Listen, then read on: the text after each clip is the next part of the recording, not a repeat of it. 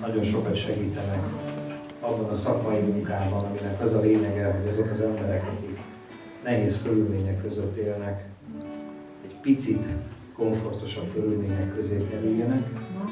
Ezeken az embereken is, ha tudunk, segítsünk, ha tudunk, gondoskodjunk róluk.